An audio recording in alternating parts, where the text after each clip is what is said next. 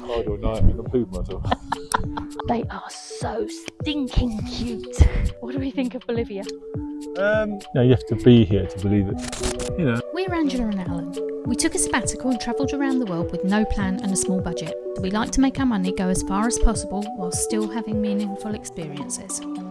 We may be middle-aged, but that doesn't mean we're past it. So join us as we enjoy life to the fullest. If we can do it, you can too. Welcome to Bolivia. We're exploring the stunning salt flats and you're joining us on our second day here. Ahead of us are 2 whirlwind days of rapid travel, breathtaking landscapes and incredible wildlife encounters. Let's go!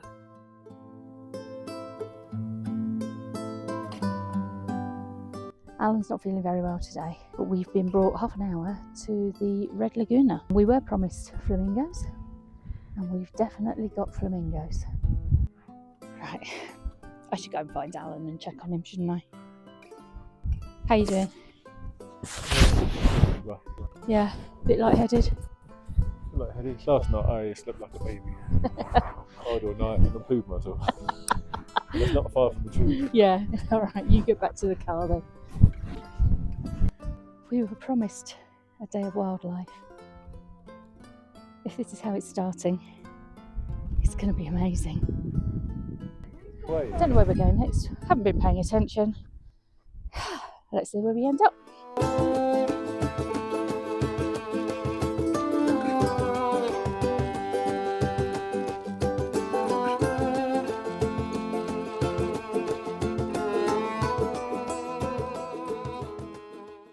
So behind us are the Black Mountains.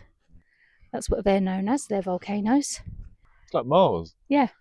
There's So- like a red tint to the mountains and the ground. Yeah, but it's all really impressive, isn't it? Again, we've only got 15 minutes here. Yeah, Well, I know. You could quite happily spend a day or half a day. Oh, half a day. Let's say half a day. Yeah. Here, pitch up a couple of chairs. Flask of coffee. Yeah, and just, Sit Just and take sit. it all in. sit and this is a fleeting visit. So this is the only rock formation that we're not allowed to climb. Huh. And this one is known as the Wind Tree. So we're off to the next stop now. Heading back to the cars. Where's next? I don't know where it is, but I know it's 4,800 metres. Yeah, it's the highest point we're going. And you're already feeling the altitude, aren't you? Yep. So this is going to be interesting.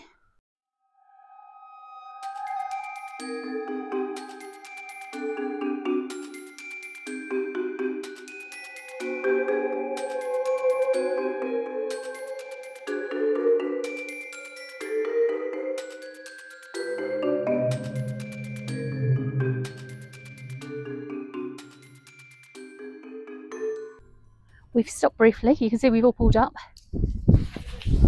We've come to look at viscachas. They're these little desert rabbit-like creatures. They're related to chinchillas. They are so stinking cute. Let's show you some.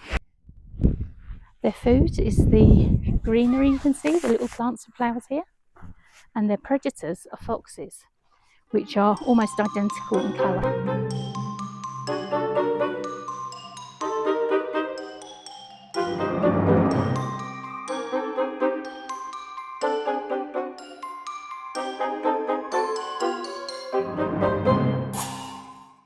Off to the pit stop, carry on to the high point. Yeehaw. I was just humming to myself. We're still going. We're still going. What were you humming? We had Adele playing in the car. This is insane. This is the highest point we're coming to. It's about 4,800 metres. So we're not stopping long because some people are suffering today and they might not cope. But here we are in the Andes. 4,780 metres, we've just been told. But we're going to be going down to a lagoon where we'll be showing the difference between different types of flamingos. And I also need to show you the really cool way that our tour guide has taught us the difference between alpaca, llama and vicuña, which is her favourite. Okay, so we've arrived at this lagoon, which we've told is called Stinky Lagoon. We'll find out more about that in a second. We're going down to the side of the lagoon to be told about the differences between the types of flamingos that are here. And I said I wanted to show you the difference between a llama and an alpaca because our tour guide had a really good way of showing the difference. So apparently, if you do that, that's a llama. It has a long nose and pointy up ears. An alpaca has a rounded face and droopy ears. So an alpaca looks like that. The third animal of that type in Bolivia is a vicuña. It doesn't have wool, it has fur and it's kind of sandy coloured. But otherwise it's very similar to an alpaca and a llama. This is, in English, the Stinky Lagoon. The yellow is sulphur, the white is borax, and when they mix together they turn green and it stinks. Okay. Smelly? A little bit. Yeah. So the Bolivian flamingos have black eyes, black undercarriage. The Chilean have yellow eyes. And it is incredibly windy and cold here. Alan's taken a bit of a turn for the worse. He's feeling a bit poorly because we're back at altitude. We're over 4,000 metres again. But we've been brought to a spot where you can see a chain of volcanoes. You can see one behind me. These volcanoes, they form the natural border between Bolivia and Chile. This is quite a remarkable spot. It's in the national park. This is our last stop in the national park. And this volcano here, they call it half asleep or half awake, one or the other. I don't know if you can see, there's smoke coming out of the top. Apparently, that's only ever stopped twice in memory. But the volcano's never erupted. I had no idea Bolivia had such a vast and contrasting landscape. It's beautiful. Better go and check on Alan. How you doing? I'm okay. Altitude getting to you? Well, I don't know. I think the main culprit is altitude. Yeah. 1 minute you're fine and you walk along. It's really hard to walk. But you're okay? So far, so good. Yeah, good.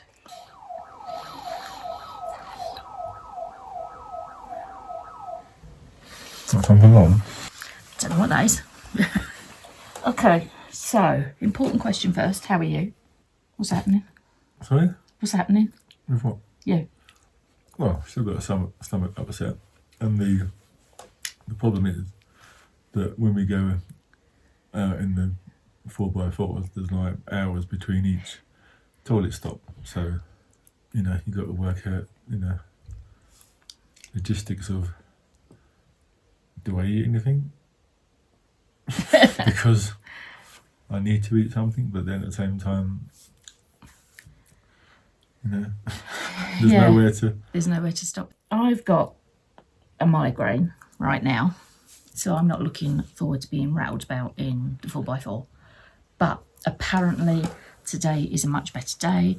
There's something else that we're doing and it escapes me. The plan changes according to roads and according to who's available, so it's always a bit difficult to keep track. So we're both feeling rough, but 90% of the group are feeling rough. And that's a consolation because... Well, it's not. I'm just saying it's because we're at altitude, a lot of people are struggling. So we're going to make the most of it. Because we're here. That's all you can do. This is the thing we forgot we were doing. What, the island? The island. I mean, we drove, half an hour on the salt flats? Yeah. And there's this big lump of rock in the middle of nowhere, so they call it an island. Just got here. It's quite nice.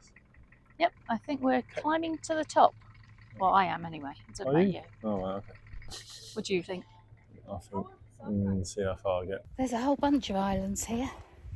This isn't the only one, but this is one of the largest.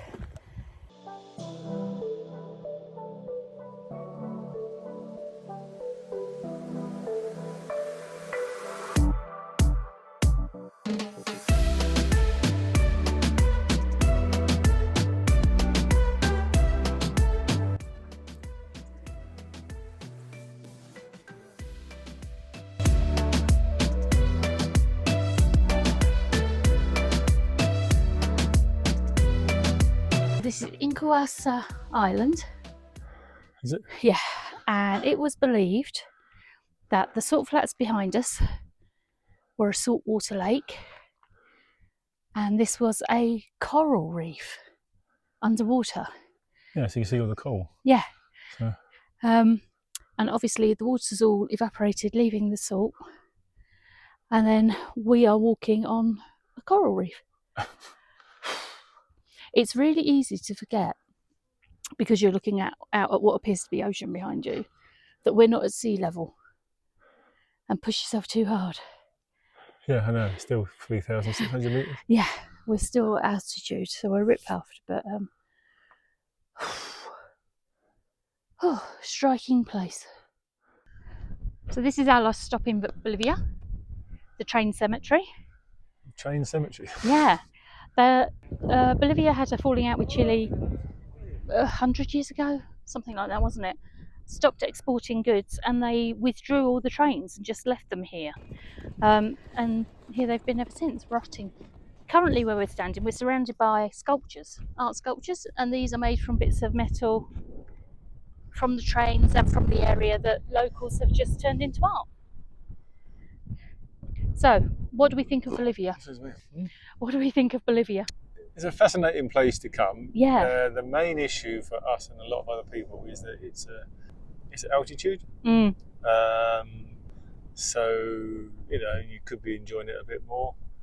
Yeah, you do need to acclimatise. Once you get over there and you get used to it, then there's a hell of a lot to see. Amazing scenery. Yep. Mountains after mountain after desert after desert. Salt flat after salt flat. Yeah. Lovely people, lovely food. I mean, apart from the altitude and being ill because of that, I've loved it. Would you come back? I would. Yeah, I would. If I could cope with the altitude. Well, that's the thing, the altitude. Yeah, that's the main thing. But yeah, I would recommend Bolivia. Are we wrapping up? I think that's a wrap. Okay. See you later.